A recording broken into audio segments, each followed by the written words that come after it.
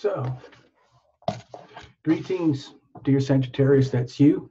This is Tarot Lumination, and this is a short, I would call it What Now video.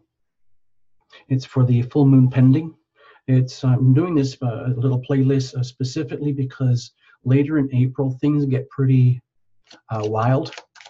And I'm offering this as kind of like a weather report to help people keep in line, keep aligned, keep in mind, so that we all don't come unglued. We all have to deal with the same patterns going on out there, but it affects each one of us quite differently. We'd like to group them up according to the astrological signs because it seems to work. There's a lot of, evidence behind all this stuff. So, and I agree with it. So that's why we do it this way. It's kind of a convention for most of the tarot and astrology channels. Let me give you some notes first. This is just information. I'm not going to analyze anything or try to predict the future or anything like that. April the 11th, that'll be around about the time that this playlist comes out. Jupiter goes retrograde in Sagittarius, okay?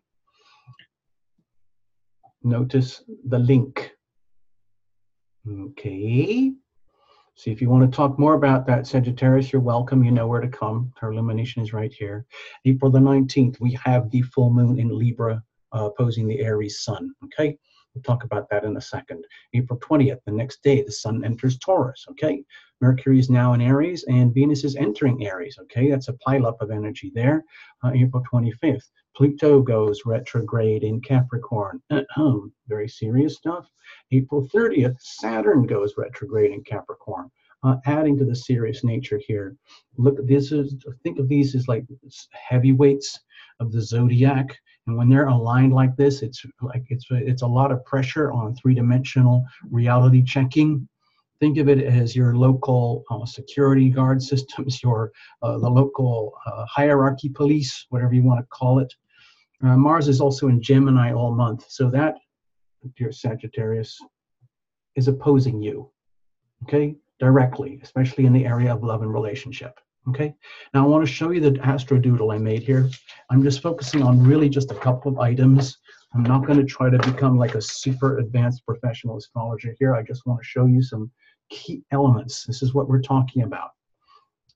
April the 20th, okay, right here. This is the full moon, okay, 29 degrees Libra, 29 degrees Aries, okay, sun, moon. That's the dynamic of relationship. It's in the 29th degree, so we're taking it to the limits of possibilities in relationship. The next day, everything switches to the Scorpio-Taurus axis, okay? Uranus and Taurus over here, Moon and Scorpio over here. So it's like you're getting a double duty full moon energy at the same time on this axis. Now, at the same time, this axis is being heavily challenged by the big squares coming from the Capricorn. This is almost like a cardinal grand cross, as they call it in astrology. And it builds up around the 11th, and it crescendos through the 20th and onwards. You can even include the North Node Cancer if you want.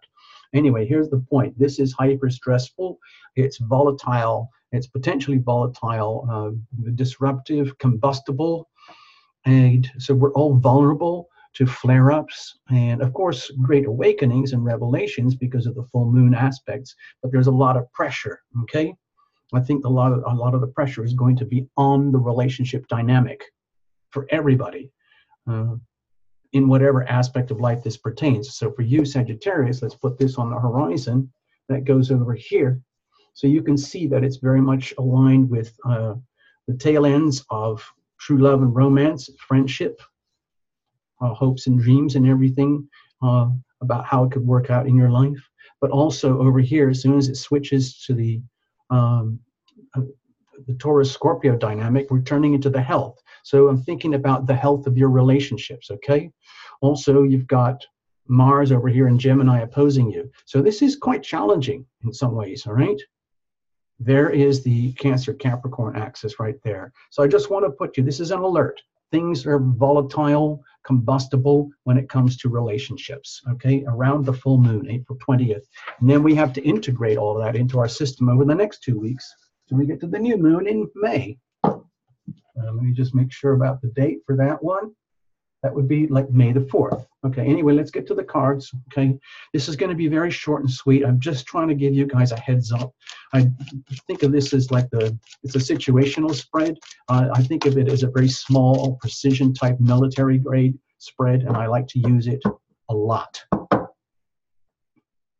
That's just how it is. I know it doesn't look like much on a screen, but it's really a powerful little mini spread. I'm just trying to get you core information. You can get a lot more complicated if you want. I just want to get you some basic information, okay? Cards are well shuffled in advance. You know the routine: no jumpers, no flyers, no oracles, no reversals. Please also invite your invisible friends. Please also watch for your sun, moon, or rising, especially if each one is different, and then reinterpret to suit yourselves. Here we go, okay? Bless you, Sagittarius, okay? It's a lot of pressure for everyone. It's not just you, so don't take it too personally. All I'm asking is that be aware of the combustibility and the volatility, and try and be very conscious of this. In other words, don't take the bait. I hope that makes sense. Here is the situation. Here is the challenge, and here's how we're going to handle it, okay? And I'm focusing really on love and relationship, but in a very kind of loose way, because that impacts so much of our lives. And I'm going to look at the circumstantial energy over here, the weather. It's the 6 of Cups, okay? So my feeling is that you are going to be facing challenges in love and relationship. It's coming around you, and you'll be forced to look at things from a soulmate perspective, because that's the only way a lot of this is going to make sense. If you come at it from a three-dimensional perspective, like how we do in the love and relationship reports, where it's just you and the other, and you're relating like this, one-to-one, one-to-one. There's so much more going on in relationships that needs to be understood and allowed for. So all I'm asking is you give a lot of breathing room to yourself and significant others over the rest of this month, as we go through this period of volatility and combustibility, and come from love, come from the loving perspective. Please understand that others are having very stressful times too. Okay, you've got Jupiter going retrograde, and you've got Mars opposing you. So that's a lot of pressure on its own, let alone the full moon heavily squared by Pluto and Saturn, okay? So all I'm asking is, as a responsible, loving being, you, Sagittarius, deliberately go into a posture of being loving, okay? Deliberately choose the love. In other words, as you sense hostilities or volatilities or combustibilities, or even something that's very stimulating and exciting, again, be aware. It's just like flare-ups are so possible. And we don't know how they're going to play out. So all I'm suggesting is treat your neighbors, your loved ones, your dear ones, your children, your parents, the ones that you love and the ones who love you, treat them very gently. Treat them as soulmates, okay? Because they are out there, and they're going to have to basically do the same thing as well in order to handle this. What's the situation?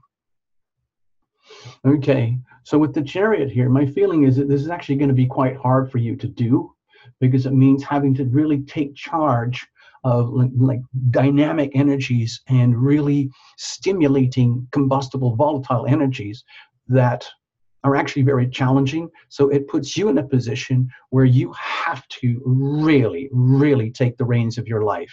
You really, really have to take charge of it, so that you are not swept along by, let's say, events, so that you do not become a victim of events. You don't become a victim of, Jupiter going retrograde. You're not a victim of Mars and Gemini opposing you. You're not a victim of the Libra Aries full moon. You're not a victim of the Scorpio Taurus sort of pseudo full moon thing, okay? You're not a victim of the Capricorn pressure on all of that, okay? You have to take charge. You have to be in control. You have to be aware of these weather, if you think of it as astrological weather events. In other words, if you're not, it's like gross negligence, gross irresponsibility.